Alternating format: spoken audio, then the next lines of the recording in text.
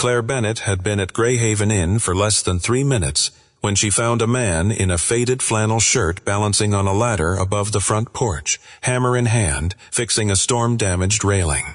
"Handyman?" she called. He glanced down. Sometimes Claire sighed and lifted her rolled plans. "Then tell the owner that hiding from a renovation doesn't make the problems disappear." The man's mouth twitched. "I'll make sure he hears that." Claire walked inside without a second thought. She had just lectured Calder Hale, the fourth-generation owner of Greyhaven Inn himself. Inside, Greyhaven Inn felt warmer than the wind outside suggested. The lobby was paneled in dark pine, with brass lamps, faded rugs, and windows facing a gray-blue Atlantic. Nothing matched perfectly, yet somehow everything belonged. Claire liked it immediately. That worried her. She was here to improve the place, not fall in love with its flaws. A woman in her early 60s came around the front desk carrying keys. "You must be Claire Bennett." "Please tell me you're Maggie." "I am. And please tell me Boston sent someone who can finish before June." Claire smiled. "That depends. Does Maine plan to cooperate?" Maggie glanced toward the rain. "No." Claire laughed. They had spoken by phone, but most of Claire's contract had been handled through the Hale family attorney. Design approvals came by email from an office signed Hale Property Group. She knew the owner was Mr. Hale. She knew his family had run Greyhaven for generations. She had never seen his photograph or spoken to him directly. "The owner is joining us later," Claire asked. Maggie's mouth twitched. "He's around." Very reassuring. Wedding season began in early June. By then, Claire needed to refresh 28 guest rooms, improve the awkward traffic between the dining room and terrace, create better spaces for receptions, and preserve enough of Greyhaven's original character that longtime guests did not accuse her of turning it into a glass and chrome hotel. No pressure. She unrolled her plans across a library table. 10 minutes later, the handyman appeared, carrying her sample case. Claire looked up. "You found that. It was beside your car. I was coming back for it. I know." She narrowed her eyes. Was that judgment? Observation? He set the case down carefully. Claire opened it and pulled out fabric books, paint cards, wood samples, and hardware catalogs. "Since you're here, can you hold this?" Calder took the end of her measuring tape. "And tell your boss the upstairs hall needs better lighting." "I'll mention it. And the west guest rooms need new window seals." "I'll mention that too. And someone should explain why the third stair squeaks loudly enough to wake Massachusetts." "That one's intentional." Claire stared at him. "No squeak is intentional. That one warns Maggie when teenagers sneak downstairs after midnight." From the doorway, Maggie called, "Best security system we own." Claire laughed despite herself. For the next hour, Calder followed as she measured doorways and checked walls. He knew where plaster had been repaired after a winter pipe burst. He knew which window frame swelled every August. He stopped her before she placed a sample box near one corner of the dining room. "Not there. Why?" "The floor cups when the salt air gets heavy." Claire looked down. "It looks level. Come back after 3 humid days." She studied him. "How long have you worked here?"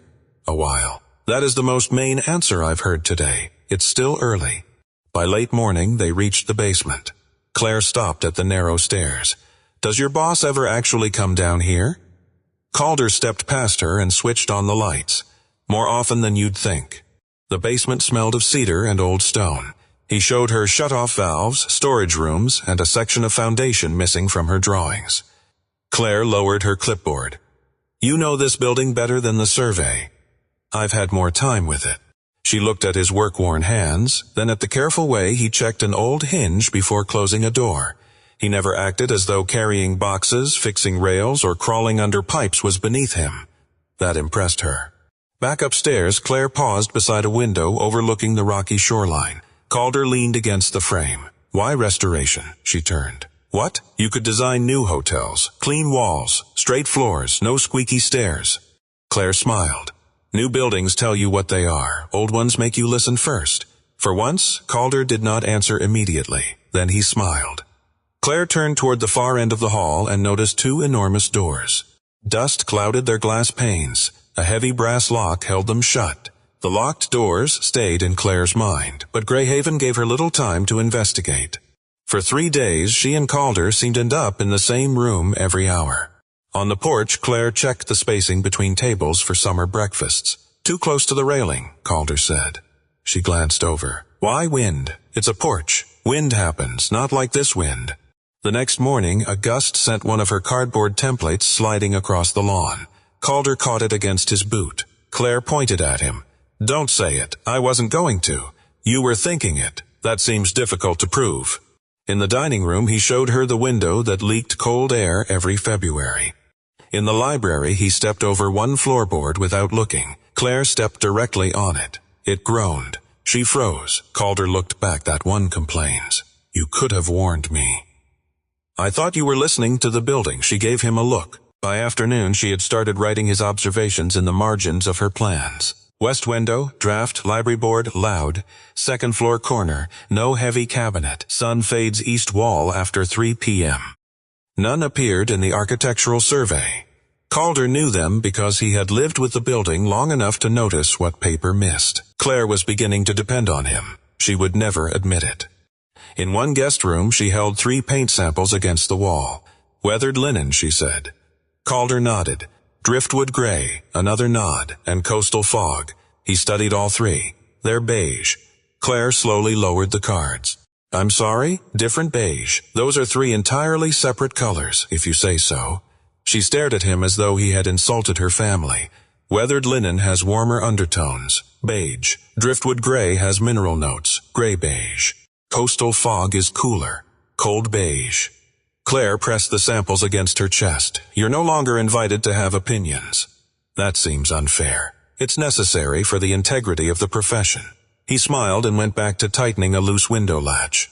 Later, a contractor examining the dining room pointed toward a section of carved molding near the ceiling. This piece is too far gone. Easier to replace it. Calder looked up immediately. No. The contractor shrugged. New stock would match close enough. It wouldn't match. Claire climbed onto a short ladder and examined the wood. Part had split, but the original carving remained intact. It can be consolidated, she said. We can repair the damaged section and reproduce only what's missing. The contractor sighed. That costs more labor. Claire looked down. Then we use more labor. Calder glanced at her. She caught it. What? Nothing. That was definitely something. I agree with you. Claire smiled. You should. I'm right. Together they traced the original pattern so the restoration carpenter could save it. When they finished, Claire brushed sawdust from her sleeve. You really hate replacing things. Calder looked at the molding. I hate replacing things just because repairing them takes longer. Claire considered that. A room has to work for the people using it now. It should. So sometimes old things have to change. He nodded. Sometimes. But Calder ran a thumb along the worn wood. Not everything old is waiting to be replaced. Neither argued. Claire suspected they were no longer talking only about molding. Not entirely, anyway. The following afternoon, she found him repairing a brass latch while she measured the second-floor corridor. You know, she said, stretching the tape toward the wall, for a handyman, you have suspiciously strong opinions about historic preservation. I contain multitudes. She laughed. And beige, especially beige. They worked toward the far end of the corridor until Claire reached the locked ballroom doors again. She measured the width, then checked the floor plan. Her professional instincts immediately started calculating. Square footage, ocean frontage, guest capacity, event revenue. Claire tapped the drawing with her pencil. If this room is as large as it looks, opening it could solve half the inn's event space problem by itself. Calder's screwdriver stopped turning. Claire looked up. The humor had vanished from his face. Claire looked from Calder to the ballroom doors. What? Nothing. That was not nothing. Calder set the screwdriver down on the windowsill. The ballroom stays closed. Claire blinked. Excuse me? You heard me. I did. I'm just trying to understand why the handyman is vetoing an entire section of the renovation. His expression barely changed. Consider it professional advice. From which profession? He almost smiled, but this time it never fully appeared. Claire stepped closer to the doors. Through the dusty glass, she could make out the room beyond. Even neglected, it was beautiful. A wide hardwood floor stretched toward 3 enormous windows overlooking the Atlantic. White sheets covered chandeliers hanging from a plaster ceiling. At the far end stood a small raised stage, its dark wood dulled by years without use. Claire stared. This is the best room in the building. Calder said nothing. She pulled out her notebook. You could seat 100 people in there without crowding. More if the fire code allows it. Wedding receptions, rehearsal dinners, anniversary parties, community events. With those windows at sunset, you could charge a premium for every weekend from May through October. The ballroom stays closed. Claire turned. You already said that, and yet you're still designing it. I'm evaluating it. You're mentally pricing table packages. I'm very good at my job, I noticed. That should have sounded like a compliment. Somehow it did not. Claire tried the handle. She looked at Calder. Key? No. You don't have one? I didn't say that. Her eyes narrowed. Your boss knows this room is sitting here unused? Yes. And he's comfortable wasting this much space during a renovation designed specifically to improve event revenue. Calder folded his arms. Comfortable isn't the word I'd use. Then what word would you use? He looked through the glass. Decided. For the first time since Claire arrived, his calm irritated her. She had spent years convincing clients that preservation did not mean freezing a building in time. Historic rooms survived because people kept using them. Empty rooms became expensive monuments to themselves. She found Maggie downstairs arranging reservation folders behind the front desk. Why is the ballroom closed? Maggie paused. Claire waited. Finally, Maggie said the Hale family decided years ago that it wouldn't be used. For repairs? No. Structural issues? Nothing the building inspector has ever worried about. Then why? Maggie closed the folder in front of her. It's a family matter, Claire. How long has it been closed? 12 years. Claire stared at her. 12? Maggie nodded once. That room could pay for half this renovation. I know. And nobody has reconsidered? Maggie's expression softened. Not everything important shows up on a revenue report. That answer followed Claire back upstairs. Calder was still near the ballroom, now tightening the brass plate on another door, as though their argument had never happened. Claire stopped beside him. I'm putting the ballroom in my proposal. He kept working. I wouldn't print too many copies. Despite herself, she nearly laughed. Does your boss pay you extra for being difficult? Not nearly enough. Claire shook her head and returned to the glass. This time she looked past the dust and imagined the room alive. Candles reflected in the windows, music under the chandeliers, families gathered around tables, a bride entering from the corridor, an older couple turning slowly across the floor. Imagine the first dances you could have in there. Behind her, Calder went completely still. Claire noticed.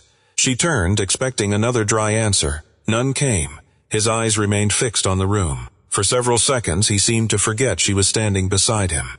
Then he picked up his tools. I have work downstairs. He walked away before she could ask another question. Claire watched him disappear around the corner. The ballroom suddenly felt different, not abandoned, protected. She leaned closer to the glass. Near the small stage, half hidden beneath a dust-covered chair, stood an old wooden music stand. A faded strip of white ribbon was still tied around its base. Claire stopped taking notes. Whatever had closed this room 12 years ago, it had nothing to do with architecture. For the first time, Claire wondered who the ballroom had once belonged to. The next morning, Claire started with the pantry. She was checking the door for replacement when she noticed pencil marks running up the inside frame. Some were barely visible beneath old varnish. Beside them were dates and initials. CH, age 6. MH, age 9. Claire ran her thumb over the wood. This should probably be stripped and refinished. Behind her, Calder stopped. No, she turned. That sounded familiar. It stays.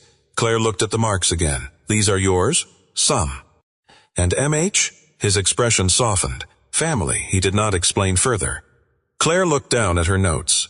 A week earlier, she would have written refinish pantry door. Instead, she crossed it out. Preserve height marks. Calder noticed. He said nothing. Later, Claire pointed toward an old brass bell near the kitchen. That can go. Calder glanced at it. Why? Because nobody uses dinner bells anymore. Maggie does. As if summoned, Maggie appeared and rang it once. The sound carried through the first floor. Claire jumped. Maggie smiled. Guess used to know dinner was ready when that rang. Calder's grandfather insisted no one should eat soup cold. Calder added, he considered cold soup a moral failure. Claire laughed. Fine. The bells stays. By lunch, the list of things that stayed was getting suspiciously long. An old window seat in the library had worn cushions and scratched wood. Claire examined it. New upholstery. Agreed, Calder said. That was easy. The wood stays. Of course it does. He sat on the edge. When we were kids, rainy days meant books here. Whoever got the corner closest to the fireplace won. Won what? The right to be unbearable about it. Claire smiled. She wrote, "Keep original bench, upholster only." That afternoon they returned to the porch. 2 sets of initials were carved into one section of railing. Claire lifted sandpaper from Calder's toolbox. "We can clean this up." His hand closed gently around the paper before she touched the wood. "No." Claire looked at him. He released it. Then Calder said, "I carved mine when I was 11. Someone else carved theirs because they refused to let me be the only criminal. You got caught? Immediately. Punishment. 2 weeks painting porch chairs." She smiled. Terrifying. There were 23 chairs. Claire set the sandpaper down. "Preserve vandalism? Historic vandalism. That costs extra. Send the bill to the owner." Claire laughed before she could stop herself. By evening her renovation notes had changed. They no longer listed only plaster, fabrics, lighting, and furniture. Beside each object she had started adding something else. Who touched it? Who used it? Why it mattered? What should remain imperfect? Calder found her at the library table rewriting the proposal. "You changed the pantry specification." "Yes." "And the railing?" "Yes." "The bell?" "Unfortunately." He looked through the pages. "You don't have to keep everything." "I know." "Then why are you?" Claire closed the folder. "Because I thought this place had too much old stuff. Now I think I was calling memories clutter." Calder looked at her for a long moment. It was the first time Claire had seen him genuinely impressed. Later they sat on the back steps with coffee, watching waves break against dark rocks. Claire wrapped both hands around her cup. "I worked on a hotel in Boston last year. Marble lobby, perfect furniture, imported lighting. Everything cost a fortune." "Sounds terrible." "It photographed beautifully." "That's not the same thing." Claire glanced at him. "No, it isn't." She looked toward the water. "It was so perfect, nobody could leave a mark on it. I think that bothered me more than I realized." Calder nodded. "You like rooms that admit people have lived in them." Claire smiled. Exactly. He understood faster than most designers she knew. She decided to ruin the moment. Claire pulled 3 fabric swatches from her pocket. "Test." Calder sighed. "Cream, seashell, beige, oyster, other beige, winter flax." Claire stared at him. "You got everyone wrong. I remain unconvinced." She laughed, then looked toward the distant ballroom corridor. Her smile faded. "This whole inn feels like somebody is trying to remember a family without admitting that's what they're doing." Calder followed her gaze. For once, he did not disagree. 2 mornings later, Claire found Calder on the porch trying to save a lantern that should probably have retired before either of them was born. A cold drizzle blew in from the harbor. Calder had removed the lantern from its bracket and spread screws across a towel. Claire stood over him with 2 coffees. "That thing is dead. It's resting." "It's rusted. Surface rust. The wiring looks like it remembers electricity being invented. That seems dramatic." Claire handed him a coffee. "I'm an interior designer. Dramatic is billable." Calder smiled. She crouched beside him. "We could replace all 6 with reproductions. Same silhouette. Safer wiring." "The wiring should be replaced." Claire waited. "But the lantern stays." "Of course it does." He turned the brass frame in his hands. "You keep wanting old things to look new. I want them to look cared for." Calder glanced at her. "Then don't make them look new. Make them feel cared for." Claire stopped. It was annoyingly good advice. She looked at the weathered brass again. New wiring could make it safe without erasing a century of use. She took out her pencil. "I hate when you're useful. You've mentioned that." By noon, the preservation committee had arrived. Claire had prepared all week. Greyhaven's renovation involved historic features, and while the committee did not control every interior decision, their support mattered. Maggie directed Claire toward the old breakfast room. "I'll finally meet Mr. Hale," Claire said. Maggie gave her a strange look. "Yes. Any advice? Try not to tell him he's hiding from his renovation." Claire froze. Maggie walked away. Inside, 5 committee members settled around the table. Claire arranged her drawings and waited. The door opened. Calder walked in, not in work boots. He wore dark trousers, a white shirt, and a navy blazer. Nothing flashy. He simply looked like the same man who had spent the morning repairing a lantern, except everyone suddenly treated him differently. The committee chair stood. "Calder, good to see you." Claire's stomach dropped. "No," the chair opened a folder. "Mr. Hale, as the owner, the final decision is yours." Claire stopped breathing. Calder met her eyes. Every conversation of the past week returned at once. Tell your boss. Does your boss ever come down here? Send the bill to the owner. She wanted the Atlantic to come through the windows and take her. Instead, she gave the presentation professionally. She barely looked at Calder. When the meeting ended, she gathered her papers. Claire, not now. I owe you an explanation. You owe me several. The committee members disappeared quickly. Calder closed the door. Claire faced him. I don't care that you own the place. I know. No, I care that you knew who I was working for when I didn't. He nodded. You're right. That stopped her more effectively than an excuse. The first morning, you assumed I was the handyman. I thought it was funny. I expected to correct you 10 minutes later. But you didn't. No. Why? Because you talked to me differently. Claire folded her arms. That does not make this better. I know. People talk to owners differently because owners have authority. I know that too. Calder took a breath. Most people who come here meet the fourth generation Hale before they meet me. They know the family, the property, what they think I'm worth. You handed me a measuring tape and told me the West Hall lighting was terrible.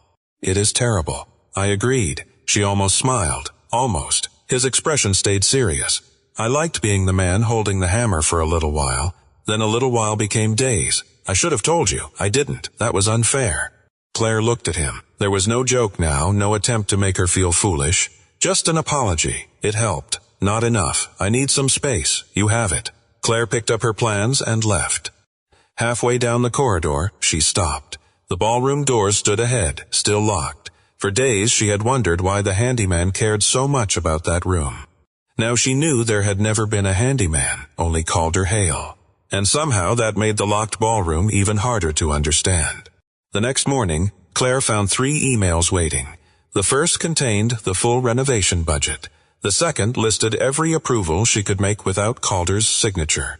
The third included contractor contacts, preservation requirements, insurance documents, and a short note. You should have had all of this from the beginning. I'm sorry.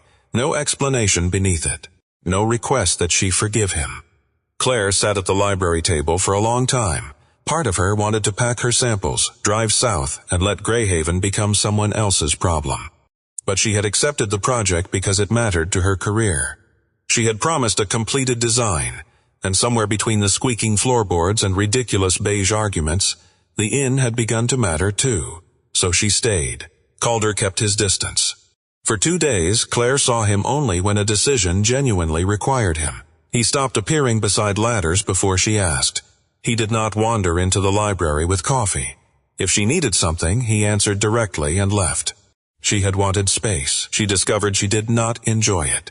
On the third afternoon, Claire found him outside repairing storm shutters. Calder. He looked up. It was the first time she had used his name since the meeting. Yes? I need to ask you something. He set down the screwdriver. The ballroom. His face changed, but he did not turn away. Claire continued carefully. You don't have to tell me anything you don't want to. But if I'm going to redesign the inn around that room, I need to understand what I'm designing around. For a long moment, only the waves answered. Then Calder sat on the porch step. My sister's name was Marin. Claire sat beside him. She was 4 years older than me, he said, and completely convinced the world was waiting to become more interesting the moment she entered a room.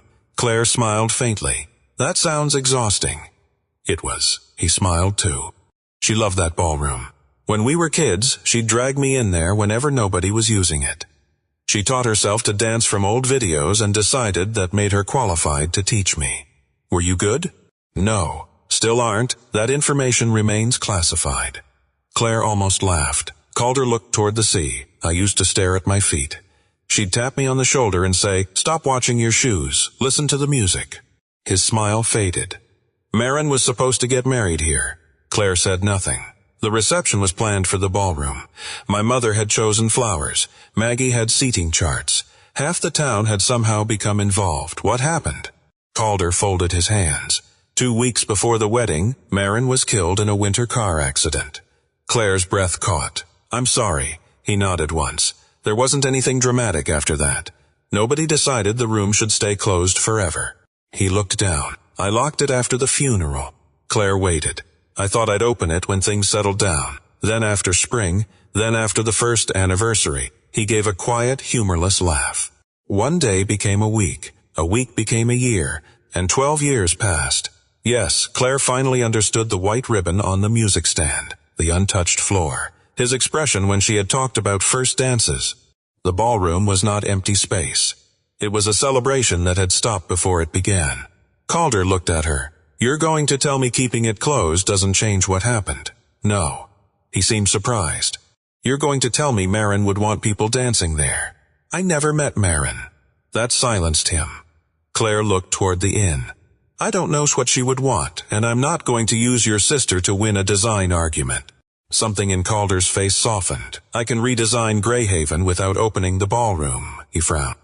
"You'd redesign the entire plan around one locked room?" "Yes, that makes your job harder." "Yes, and probably less profitable." "Definitely." Calder studied her.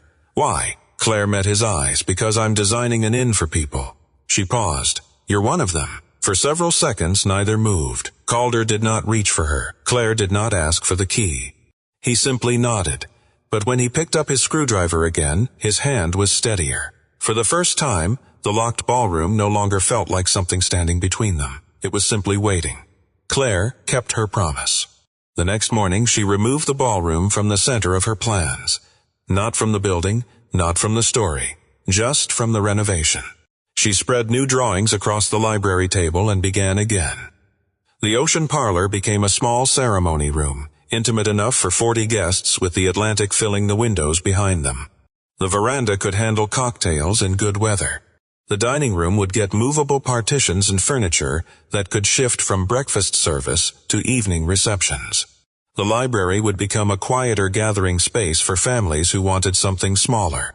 Most importantly, she changed the circulation plan so guests no longer had to pass the ballroom corridor to move between events. Greyhaven could work without forcing Calder through a door he was not ready to open. When Calder arrived, he was wearing the same work boots Claire had once mistaken for proof that he worked for someone else. She handed him a hammer. He took it without comment. Then he looked at the plans. "You moved the reception flow." "Yes, and the ceremony space." "Yes. You rebuilt half the ground floor around one locked room." Claire pointed at the ocean parlor. "Around one unavailable room. That sounds suspiciously diplomatic." "I'm growing." He studied the drawings longer. "This still works. It works better." "That sounded less diplomatic. I'm still me." Something in his face relaxed. For the next several days they fell back into a rhythm that felt familiar, though nothing between them was quite the same. Claire knew now that every repair Calder made was to his own property. Calder knew she understood exactly who he was. Still she asked him to hold ladders. He carried sample boxes. She handed him screws. He crawled beneath a built-in cabinet to check an outlet. Neither mentioned titles. One afternoon, Claire made the mistake of asking for help organizing fabric samples. "Sort these by color family," she said. Calder looked at the pile. "Simple." 20 minutes later, Claire returned. 3 stacks sat neatly on the table. Each had a handwritten label. Blue. Other blue. Expensive blue. Claire stared. Calder looked proud. "What? You have created a system that would get me expelled from my profession. It's efficient." She lifted a pale swatch. "This is sea glass. Blue. This is harbor mist. Other blue." She picked up a hand-woven silk. "And this," he pointed at the label. "Expensive blue." Claire covered her face. "You're banned from textiles. My system is easier. For people who fear nuance. For people who want to find the blue." She laughed hard enough that Maggie looked in from the hallway and quietly walked away smiling. The ballroom remained closed. Neither of them mentioned it. But Claire began noticing Calder near it. Once he slowed as they passed the corridor, his hand brushing the ring of keys at his belt. Another time she found him standing at the far end of the hall, looking toward the doors as if he had forgotten why he came upstairs. He stayed there perhaps 10 seconds. Then he walked away. Claire said nothing. A week earlier, silence had meant avoidance to her. Now she understood there was another kind. She was not pretending the room did not exist. She was simply refusing to make the decision for him. Calder noticed that too. Every new drawing proved she meant what she had said. Every contractor meeting moved forward without using the ballroom as leverage. Every financial projection showed that Greyhaven could survive, even if those doors stayed closed another year. Or 12. She never told him he should be ready. She never asked when he would be. and slowly the locked room stopped feeling like a demand waiting for him at the end of the corridor. He had begun to understand that Claire was not protecting the door from him. She was protecting his right to decide what happened next, even if the answer remained no for years. One evening, Claire packed her notebook after everyone else had gone. The inn was quiet except for rain ticking softly against the windows. At the far end of the hall, Calder stood before the ballroom. He did not touch the door. He only looked at it. Claire slipped on her coat and left without speaking. The next morning, Calder was waiting beside the library table. There was an old brass key in his hand. "Tomorrow morning," he said quietly, "if you're still willing." Claire arrived before sunrise. Calder was already standing outside the ballroom. For once, he had no tools, only the key. He held it out toward her. Claire looked at his hand, then at him. "You should do it," Calder swallowed. After a moment, he nodded. The brass key resisted when he pushed it into the lock. He adjusted it once, then again. His hand tightened around the handle. Claire stayed beside him. She did not reach for the key. Finally, Calder turned it. The lock gave with a heavy click. He closed his eyes for half a second. Then he opened the doors. Dust drifted through a beam of morning light. The ballroom was not ruined. It was simply paused. White sheets covered rows of stacked chairs and 2 long tables. The chandeliers above them were gray with dust, their crystals still catching small pieces of light.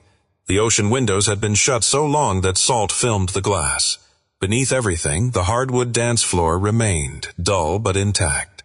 Claire stepped inside only after Calder did. The room smelled faintly of old wood and the sea. Near the stage, several boxes were stacked against the wall. Most had been closed carefully. One still held curled paper place cards, ribbon, and a bundle of ivory napkins yellowed at the edges. Calder stared at them. "My mother packed those." Claire said nothing. He walked farther. Each step seemed to bring something back. Marin hated those napkins. Claire looked at him. She said they looked like surrender flags. A laugh escaped him before he could stop it. Claire smiled. "She wanted blue?" "Of course. Which blue?" Calder looked at her. "Expensive blue." Claire laughed softly. The sound moved strangely through the empty room. Calder smiled too, but his eyes had filled. For 12 years, the ballroom had held only the worst day connected to it. Now, for a moment, it also held Marin complaining about napkins. They reached the small stage. The wooden music stand still stood near one corner. Calder lifted it, and something fluttered to the floor, a folded scrap of paper. He stared at the handwriting before picking it up. Claire waited. Calder opened it. His face changed. "What is it?" He handed her the paper. In quick blue ink, someone had written, "Calder, stop counting. Listen to the music." Claire looked up. "Marin?" He nodded. She used to leave notes everywhere, mostly because she thought instructions sounded more official in writing. He took the note back carefully. "I counted every step." "You?" I needed to know what came next. "That sounds familiar." He gave her a look. Claire smiled. Then his mouth trembled. The smile disappeared. He turned toward the windows, but there was nowhere in the room to hide from the memory. Tears slipped down his face. Claire remained where she was. After a while, she asked, "Do you want to go outside?" Calder looked toward the open doors. For 12 years, leaving had always been the easiest answer. "No," his voice was rough. "No, I want to stay." Claire nodded, so they stayed. Claire did not fill the silence. She only stood beside him while morning slowly brightened the windows. For once, Calder was not trying to survive the memory by leaving before it could reach him again. After several minutes, Calder walked to the center of the dance floor. He looked down at the faded boards. Then, almost unconsciously, he moved one foot. Claire watched. Another step, then another. "You're counting," she said. He glanced up. "I always count. Apparently you had written instructions not to. That note is not legally binding." Claire smiled and stepped closer. She held out one hand. Calder stared at it. "I should warn you. Marin was a much better teacher. I should warn you. I once stepped on a bride's dress during a site visit. That feels relevant. It survived." He took her hand. His other hand settled carefully at her side. There was no music. Only waves beyond the closed windows and the faint creak of an old building waking around them. Calder led her through a few slow steps. 1, 2, 3, he murmured. Claire raised an eyebrow. He laughed. A real laugh. It surprised him so much he stopped moving. For a moment, grief and happiness occupied the same room. Neither canceled the other. Calder looked around at the covered chandeliers, the dusty glass, the waiting floor. Then he looked at Claire. Maybe it doesn't have to belong to only one day anymore. Once Calder made the decision, he did not rush it. Neither did Claire. They opened the ballroom windows first. Salt air moved through the room for the first time in years, lifting dust from the floor and stirring the old curtains. Then came inspections. A licensed electrician replaced unsafe wiring. A structural engineer checked the ceiling and window framing. Contractors repaired cracked plaster, updated emergency lighting, and brought the room into current code without stripping away what made it Greyhaven. Claire handled the restoration vision. Calder approved the work. The original floor stayed. So did the music stand. The chandeliers were cleaned rather than replaced. The tall ocean windows were restored. Small scratches in the floor remained where they did not threaten the finish. Character, Claire called them. Damage, one contractor said. Calder glanced at Claire. Historic vandalism. She smiled. The white ribbon Claire had noticed through the glass was carefully removed, preserved in a small archival box, and stored with other Hale family items. It did not need to hang there forever to prove Marin had existed. That mattered to Calder more than he expected. Week by week the ballroom changed. Not back, forward. The room did not become the exact place Marin had left behind. It became a place that could hold what had happened there and still allow something else to happen next. There were still moments when he stopped beside something Marin had touched and went quiet. Claire never treated those moments as setbacks. Healing, she was learning, did not mean becoming untouched by what had happened. It meant continuing anyway. Claire realized the same was becoming true of Calder. He still missed his sister. He simply no longer treated missing her as a reason to keep every door closed. As the renovation neared completion, the distance between Claire and Calder became harder to pretend was professional. They were careful. Calder was still the client. Claire was still responsible for the project. Neither wanted Greyhaven's restoration turned into something messy because they had failed to wait a few more weeks. So they waited, mostly. There were long coffees on the back steps. Walks through the finished rooms that somehow took twice as long as necessary. Conversations after everyone else had left. A moment in the ballroom when Calder brushed plaster dust from Claire's hair, and both of them forgot what they had been discussing. Then came final approval. Claire presented the completed interior plan, contractor closeout list, and event configuration to Calder and Maggie. Maggie flipped through the pages. "So we're done?" Claire nodded. Maggie looked at Calder. "Good. Now maybe the two of you can stop pretending." Claire nearly dropped her pen. Calder coughed. Maggie collected her folder and left. That evening, Claire and Calder walked down the rocky beach below the inn. The sky was clearing after rain. The tide moved quietly over dark stones. Calder shoved his hands into his coat pockets. So, Maggie lacks boundaries. She has several. They simply don't apply to us. He laughed. Claire looked toward Greyhaven above them. "My contract is officially complete. I noticed. That means you're no longer my client." "I also noticed." She turned toward him. "This is becoming a very inefficient conversation. I was trying to be careful. You're still counting." Calder smiled. Then he kissed her. It was not dramatic. No music rose behind them. No guests applauded from the porch. It was simply warm, slow, and long overdue. When they separated, Claire rested her forehead briefly against his. "I'm glad we waited. So am I." Her phone buzzed in her coat. Claire ignored it. Then it buzzed again. Persistent, Calder said. Probably Boston. It was not. The email came from Ashford & Rowe, a respected restoration firm in Chicago. She had interviewed with almost a year earlier and assumed had forgotten her.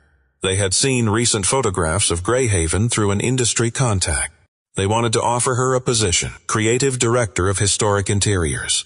Claire read the message twice, then a third time. Calder watched her face. "What happened?" She handed him the phone. He read silently.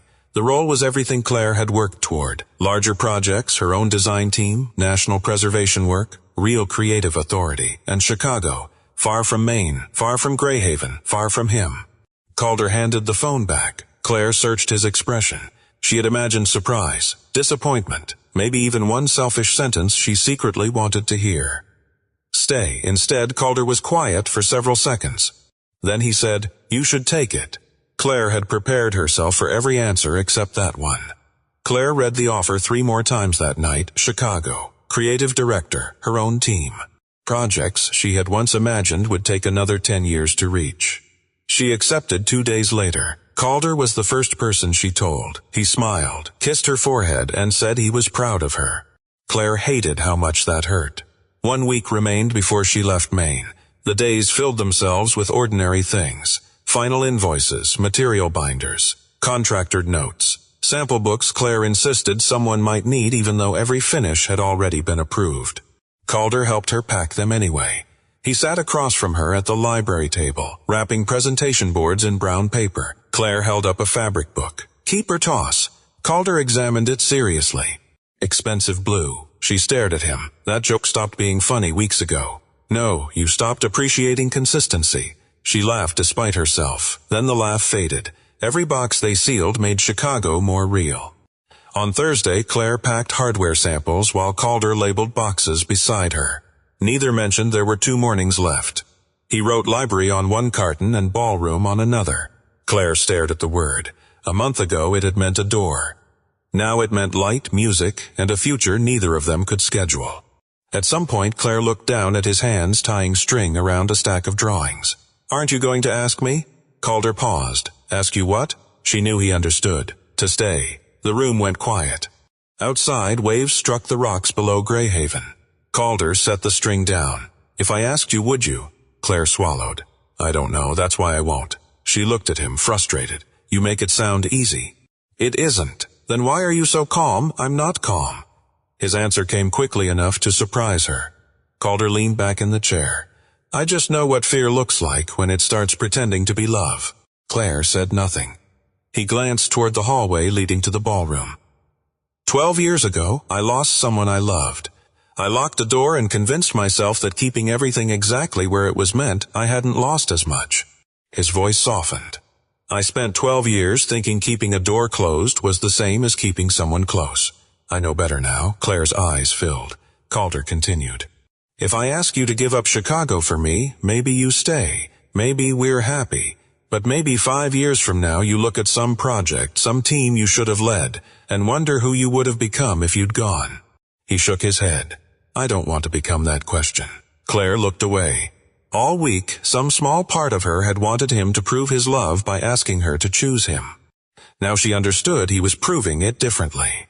Being chosen did not always mean being kept. Sometimes it meant being trusted with the freedom to leave. On Claire's last evening, they went into the ballroom. The chandeliers glowed above them. The windows were open to the sea. Nothing about the room felt abandoned anymore. Calder handed her a small envelope. Inside was a photograph of the restored ballroom taken from the doorway. Morning light stretched across the original floor. Claire turned it over. On the back, in Calder's handwriting, were 6 words. For the next room you save. Claire pressed her lips together. That's unfair. What is? You're making it very difficult to leave dramatically. I was hoping you'd leave responsibly. She laughed through tears. Then she looked at him. I love you. It was the first time either of them had said it. Calder's expression broke into the smallest, saddest smile. I love you too. No promises followed. No forever. No plan pretending distance would be easy. He pulled her close and they stood in the middle of the ballroom while the ocean moved beyond the windows. The next morning, Calder carried Claire's last box to her car. Maggie hugged her twice and denied doing it once. Claire put the photograph carefully inside her bag. Then she turned to Calder. This is the part where movies usually make someone run after the car. I have bad knees. You do not. I'm planning ahead. She smiled, then kissed him once. Goodbye, Handyman. Goodbye, designer. Claire drove away. In the mirror, Greyhaven grew smaller behind her. Calder remained on the porch. He did not chase the car. He did not ask her to turn around. For the first time in his life, watching someone leave did not feel like the same thing as losing them. Chicago was everything Claire had hoped it would be, and harder. Within 3 months, she was leading a team on the restoration of a century-old train station. By winter, she was presenting adaptive reuse plans to senior developers. She learned how to manage budgets larger than Greyhaven's entire renovation. She learned how to tell a room full of executives no. She learned that leadership meant trusting other people with work she could have done faster herself. Most importantly, she stopped designing beautiful rooms first and asking questions later. Every new project began with the same thought. What happened here that should not be erased? Greyhaven had changed the way she worked, preserved the stories, not just the surfaces. She did not regret Chicago. That mattered. Back in Maine, Greyhaven had its busiest wedding season in years. Calder could afford to hire someone for every loose hinge, broken latch, and weathered railing. He still fixed most of them himself. Maggie claimed ownership had done nothing to cure him of being cheap. Calder claimed he enjoyed knowing which screws were responsible. The ballroom hosted weddings again, but he refused to turn it into a machine that swallowed every profitable Saturday on the calendar. Some weekends remained quiet. Some evenings belonged to local organizations. And early the following spring, Calder announced something that surprised even Maggie. Once a year, Greyhaven would open the ballroom for a community dance. No expensive tickets, no dress code, just music, food, and enough tables for anyone in town who wanted to come. Maggie studied him. Marin would have made it louder, I know, and stayed until 2, I know. She also would have criticized your music. That seems almost certain. Maggie smiled. The room that had once belonged to one interrupted wedding was beginning to collect other people's memories. A little girl learned to dance there, standing on her father's shoes. An elderly couple celebrated 52 years of marriage beneath the restored chandeliers. A teenager played piano on the small stage for the first time in public. Calder noticed all of it. He still missed Marin. Now missing her had company. Claire and Calder did not pretend distance was romantic. Some weeks they spoke 3 times. Other weeks deadlines turned calls into short messages sent after midnight. Claire visited Maine twice. Calder came to Chicago once and complained that no building should require 23 elevator buttons. They sent photographs. Claire sent ceilings, staircases, hidden brick, terrible carpet. Calder sent ocean storms, repaired windows, Maggie glaring at contractors, and occasionally a fabric swatch labeled simply beige. They never made promises, neither could guarantee. They simply kept choosing the next conversation. Then, 11 months and 3 weeks after Claire left Greyhaven, an envelope arrived at her Chicago apartment. Inside was a cream card, Greyhaven Muni Dance, Saturday, May 18. At the bottom, Maggie had written by hand, "You helped open the doors. You should see what walked through them." Claire smiled for nearly a minute. She booked a flight that night. She did not tell Calder. The following Saturday, she drove up the Maine coast beneath a pale spring sky. When Greyhaven appeared above the rocks, something inside her tightened. The inn looked different, and exactly the same. The porch railing still carried the carved initials Calder had refused to sand away. The brass dinner bell still hung near the kitchen. Inside the pantry, the childhood height marks remained beneath clear protective finish. The library window seat had new fabric and the same scratched wood. Greyhaven had been restored without being scrubbed clean of itself. Then Claire heard music. She followed it down the corridor. The ballroom doors stood wide open. For a moment she simply stopped.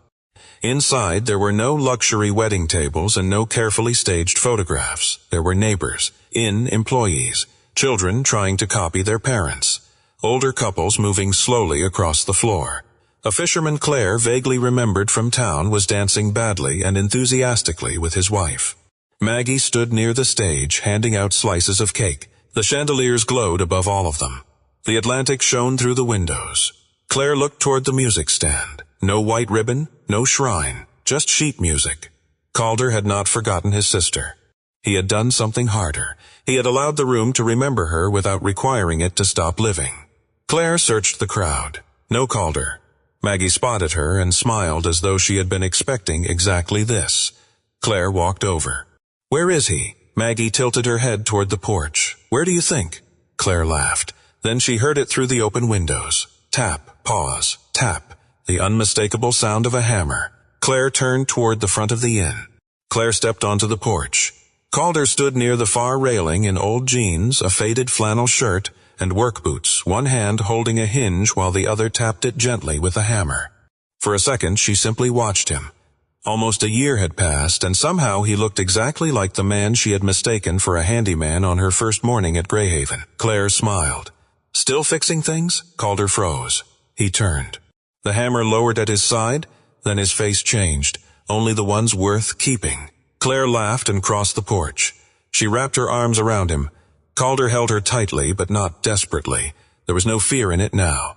When they stepped apart, he looked at her as though he was still checking whether she was real. "You didn't tell me you were coming." "I know." "Maggie? Obviously. I'm firing her. You say that a lot." "She ignores it." Claire smiled. "How long are you here?" There it was, not stay, not leave. Just the question. Claire took a breath. "Chicago is good. I'm glad. I mean it. I loved the work. I needed to go. I know. But somewhere around project number 4, I realized I didn't want the next 10 years of my life decided by whichever airport had the shortest connection." Calder smiled slightly. "A preservation firm in Boston wants me to lead their East Coast restoration practice. I'm negotiating the offer." His eyes wide. "And if that falls through, I've been thinking about opening my own studio." "In Boston? Somewhere close enough to complain about Maine weather regularly." Calder laughed. "So you're not coming back because Chicago failed?" "No, and you're not giving up your career." "Absolutely not." "Good." Claire folded her arms. That sounded dangerously relieved. "I contain multitudes." She stared at him. "You've been saving that line for a year, maybe." Music drifted through the open windows. Calder looked toward the ballroom. "There's something I want you to see." Inside, children spun beneath the chandeliers. Maggie was arguing with someone near the cake table. An older couple moved slowly near the windows. Calder led Claire toward the center. "This weekend was supposed to be Marin's wedding weekend," he said. Claire looked at him. "For years, I hated the date before it even arrived." He watched the room. "I thought opening the ballroom would make me lose the last thing that still belonged to her. And now? Now I think she'd be furious that the band took this long to play something decent." Claire smiled. A waltz began. Calder held out his hand. "Dance with me?" She placed her hand in his. They moved onto the floor. 1 step, 2, 3. Claire caught him looking down. "You're counting. I like accuracy." "Calder." He looked up. She smiled. "Stop counting." Understanding crossed his face. Then he listened to the music. This time he did. 18 months later, Claire had built her career around historic properties across New England. Calder still ran Greyhaven. He still repaired hinges no one had asked him to repair. And the ballroom kept living. Weddings filled it in summer. Town dances returned each spring. Anniversary dinners and family celebrations gathered beneath the old chandeliers. Claire and Calder eventually became engaged, not because one of them had stopped moving, but because they had learned to build a life large enough for both of them to keep growing. Claire had once thought Calder was a handyman. In a way, she had not been completely wrong. He had spent most of his life repairing things with his own hands. But the most important lesson he learned was that not everything worth keeping should be kept exactly as it was.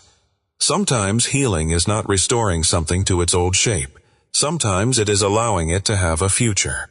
And sometimes the right person does not prove their love by asking you to stay. Sometimes they open the door, let you walk through it, and trust that love strong enough to be real does not need to become a lock.